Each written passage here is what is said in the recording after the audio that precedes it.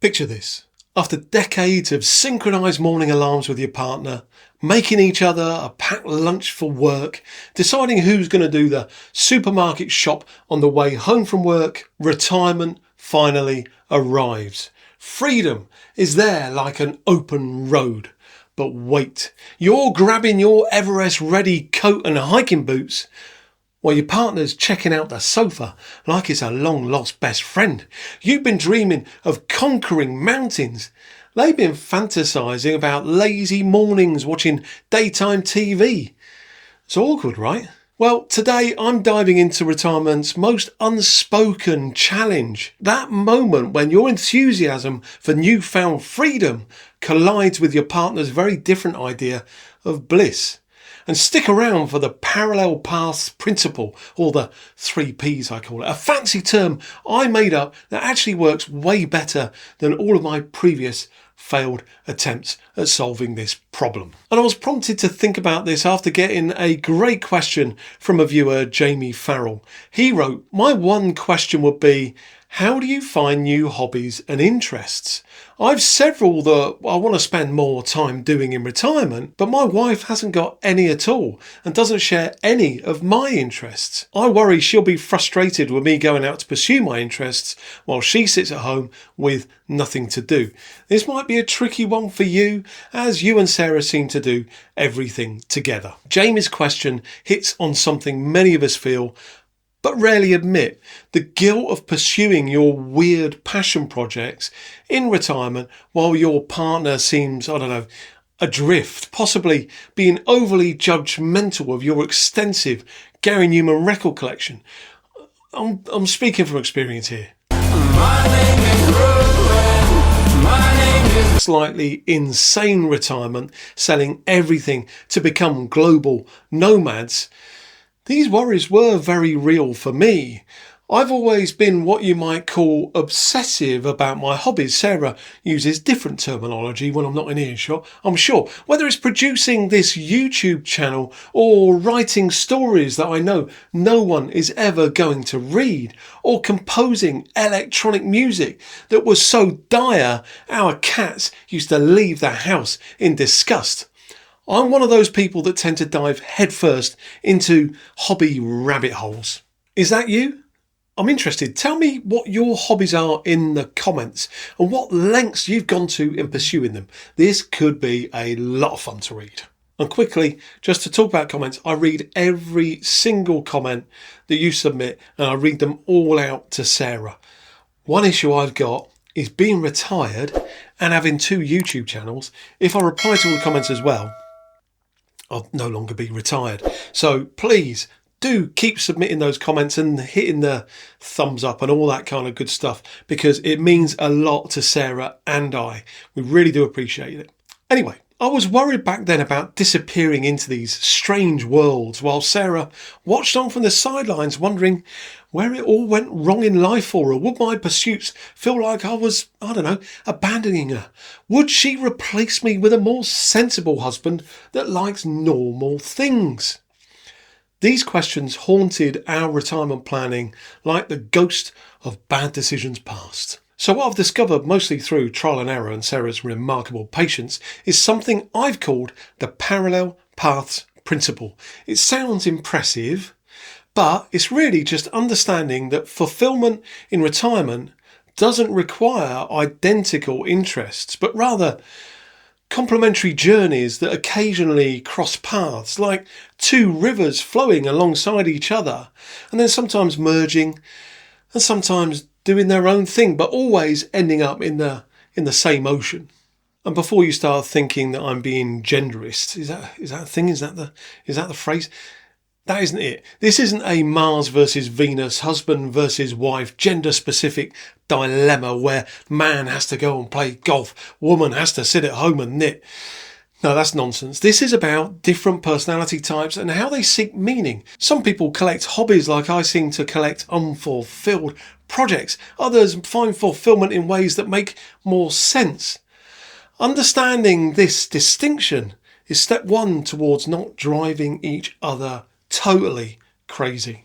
When I was preparing for this video, I sat down with Sarah with what I thought would be a deep philosophical discussion about fulfillment in retirement. I had notes and diagrams, and I had all kinds of thoughts about what kind of hobbies she might find interesting.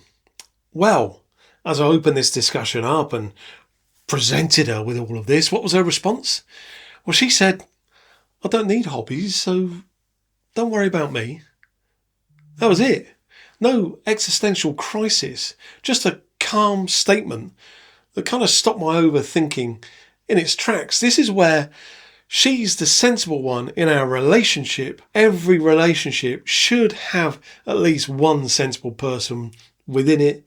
Otherwise, I think it will be total chaos. If Sarah was like me, goodness knows where we'd be now. So while I'm having a mid-retirement crisis about whether to learn Portuguese as well as Spanish, and thinking about the whole world of underwater basket weaving and whether I should get involved in that, Sarah's methodically transformed cooking from a daily chore into something approaching, if you ask me, art. She analyses nutrients, she reformulates recipes, and finds genuine joy in the process.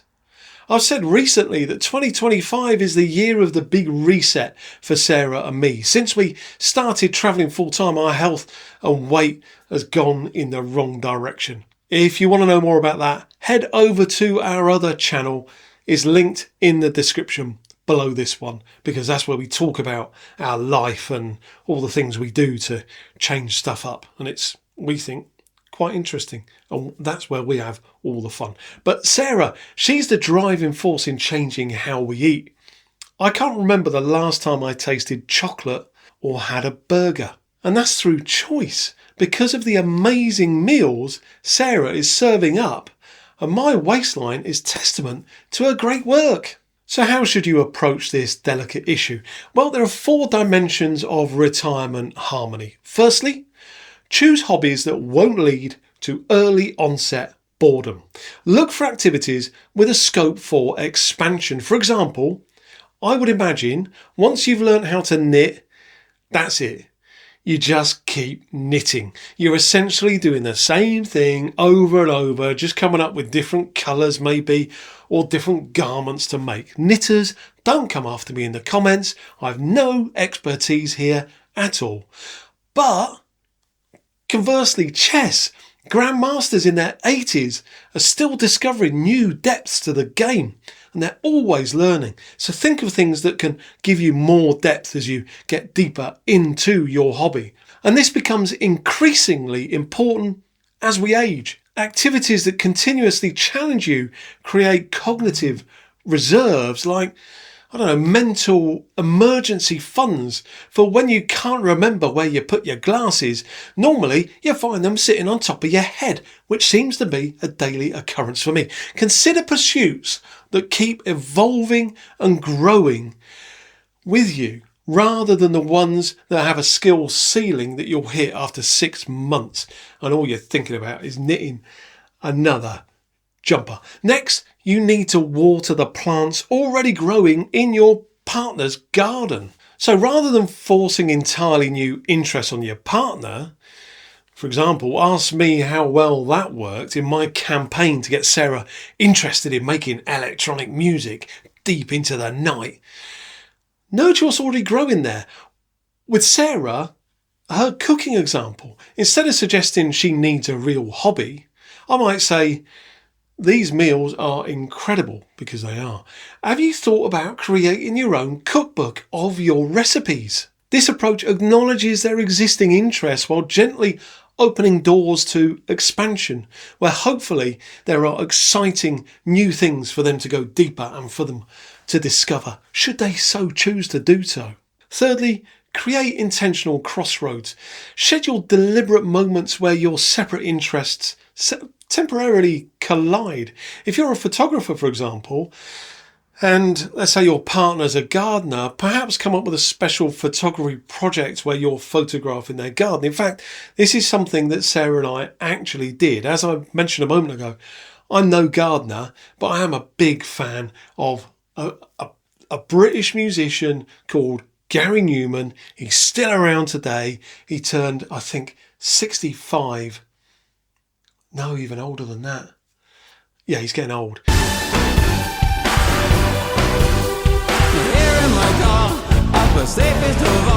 Anyway, love that guy. And years ago, I was very much into photography, and I came up with this idea, a project, if you will, because as I say, I'm always getting deep into projects. Sarah had a lovely garden that she was nurturing. And what I did is I looked at all of Gary Newman's songs, and I used the songs as an inspiration for a photograph I could take in the garden. So I remember one, he had a song once called Bombers. And Sarah had this plant. I've no idea what it was called. Sarah, do you know what that plant was called? She doesn't know. So she had this plant that kind of hung down, and there were, to me, it looked like aeroplanes. There you go. And there were lots of them. So I took this photograph and I just called it Bombers by Neil. And I came up with all of these photographs that I could put in up on the wall. And to anybody who doesn't know, they just look like a nice collage of photographs taken from our garden. But I knew that these were interesting photographs that mean something to me. Being daft, I'm going off on a tangent here, but being daft, I then thought, there's a business idea here. I could say to people, who's your favourite artist? And then I could take a lot of photographs.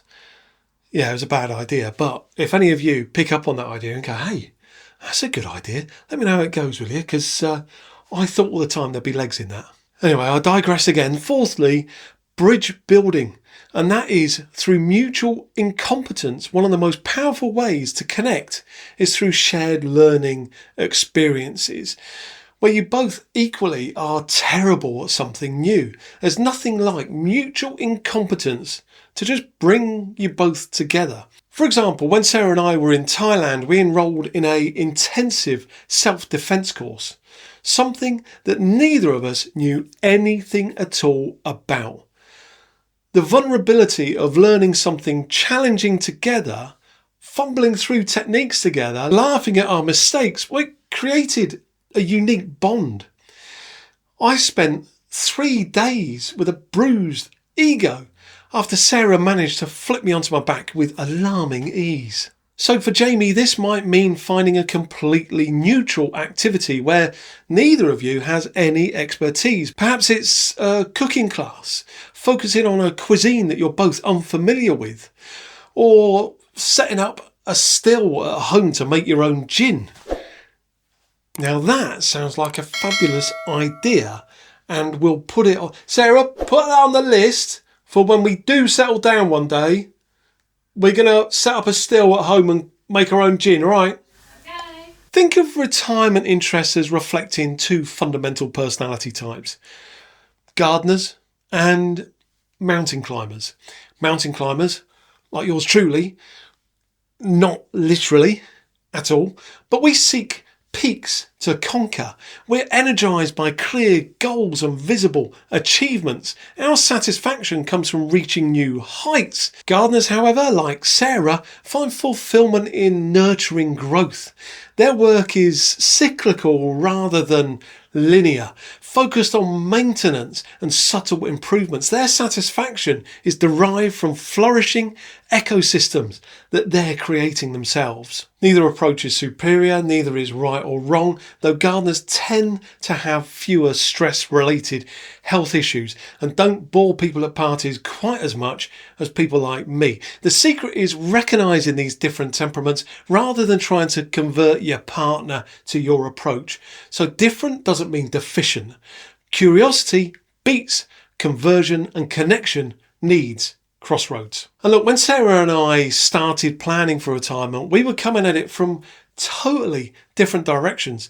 And I have to admit, it caused me a lot of stress, and it actually caused an argument or 2, until we both changed. Sarah and I talk about that in this video here. So go there now and we'll both see you there.